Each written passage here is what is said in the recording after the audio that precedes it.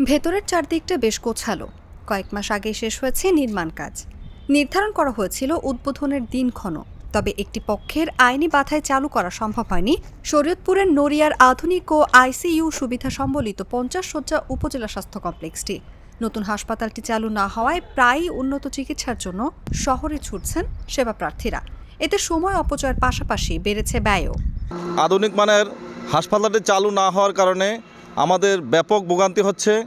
এটা নড়িয়ার মিডল পয়েন্টে হওয়ার কারণে এবং আধুনিক মানের এই হাসপাতাল ভবন আবাসিক ব্যবস্থা হওয়ার কারণে অন্যান্য হাসপাতাল থেকে একটি সম্পূর্ণ ব্যতিক্রমী হাসপাতাল। এটা চালু হচ্ছে না এবং যার কারণে এই নড়িয়া পুরবাসী এবং বৃহত্তর নড়িয়া উপজেলাবাসী সবাই ঢাকামুখী হচ্ছে, শহরে যাচ্ছে উন্নত চিকিৎসার জন্য এবং তারা অর্থনৈতিকভাবে তো ক্ষতিগ্রস্ত হচ্ছেই এবং কি তাদের সময় অপচয় হচ্ছে। তো আমি আশা করব যে এই হাসপাতালটি যেন খুব যত দ্রুত সম্ভব চালু করা হয়। নড়িয়া উপজেলা স্বাস্থ্য কমপ্লেক্স কর্তৃপক্ষ জানায়, স্বাস্থ্য অধিদপ্তরের প্রকল্পের আওতায় 2020-21 অর্থ বছরে 51 কোটি টাকা ব্যয়ে নড়িয়া পৌরসভার বৈশাখীপাড়া এলাকায় শুরু হয় 50 শয্যা নতুন উপজেলা স্বাস্থ্য কমপ্লেক্সের নির্মাণ কাজ।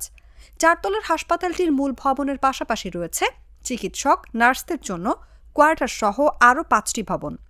নড়িয়া উপজেলায় পৌরসভার ভিতরে একটি নবনির্মিত একটি স্বাস্থ্য কমপ্লেক্স তৈরি করেন, যে 3 মাস পূর্বে এটি উদ্বোধন হওয়ার কথা ছিল, কিন্তু এটি মামলা জটিলতার কারণে কিন্তু আসলে এই হাসপাতালটিকে পরিচালনা কার্যক্রম শুরু করা যায়নি।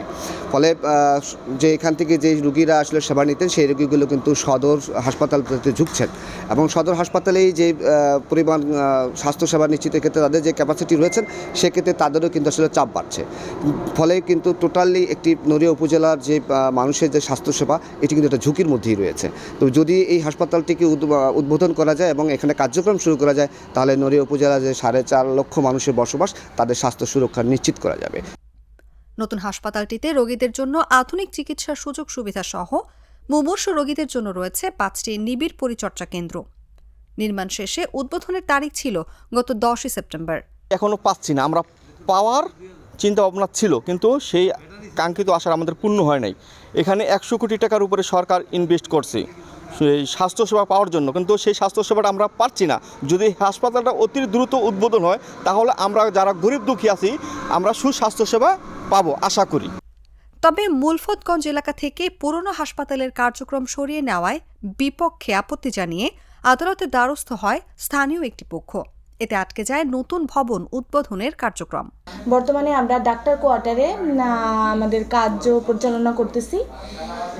এখানে প্রধান সহকারী যত বড় রুম দরকার, কিন্তু আমাদের আনফরচুনেটলি ওই রকম রুম নাই। তো সেক্ষেত্রে ফাইল ক্যাবিনেট, টেবিল এবং কম্পিউটার সেট করা আমাদের জন্য একটু সমস্যাই, এবং বিশেষ করে এটা যেহেতু অ্যাকাউন্ট সেক্টর, তো সেক্ষেত্রে দুইজনের বেশি এই রুমে ঢুকতে পারে না। আমাদের বর্তমান যে উপজেলা স্বাস্থ্য কমপ্লেক্সটা যেখানে সেবা নেওয়া হচ্ছে, আমরা রুগী নিয়ে আসছি। আমি একজন সিএসসিপি, তো এখানে যেই সেবাটা দেওয়া হচ্ছে সেবার মানটা আসলে এটা কোনো ডাক্তার বা নার্সের ঘাটতি না, এখানে প্রাতিষ্ঠানিক যে সমস্যা রয়েছে। এ বিষয়ে নড়িয়া উপজেলা স্বাস্থ্য ও পরিবার পরিকল্পনা কর্মকর্তা ডক্টর কামরুল জমাদ্দার বলেন, হাসপাতালের কার্যক্রম যাতে সরানো না হয় সেজন্য হাইকোর্টে একটি রিট চলমান। আমরাও চাই সব জটিলতা কাটিয়ে পুরনো ভবন ছেড়ে উপজেলার মূল কেন্দ্রে নতুন ভবনে হাসপাতালটির কার্যক্রম চালু করতে।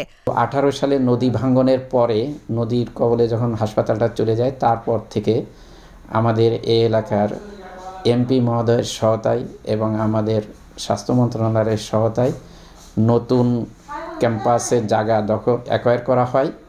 এটা নড়িয়া উপজেলা পরিষদের ভিতরে, উপজেলা পরিষদের পাশে এবং পৌরসভার ভিতরে পার্শ্ববর্তী কিছু লোকজনে মূল হেলথ কমপ্লেক্সটা পুরাতন ক্যাম্পাসেই রাখতে চাই এবং পুরাতন হাসপাতাল থেকে নতুন হাসপাতালে কোনো ডাক্তার, নার্স, চেয়ার, টেবিল, ওষুধ, অন্যান্য মালামাল কিছু নিতে দেওয়া যাবে না এবং হ্যান্ডওভারও নেওয়া যাবে না নতুন বিল্ডিংয়ের। এই মর্মে তারা একটা হাইকোর্টে রিট করে। এখন এই রিট করার জন্য আমরা নতুন হাসপাতালে যেতে পারছি না, যার কারণে আমাদের হাসপাতালের 50 বেডের হাসপাতালে যেভাবে কার্যক্রম চলমান থাকার কথা আমরা আমাদের সন্তুষ্টজনক সেবা দিতে পারছি না।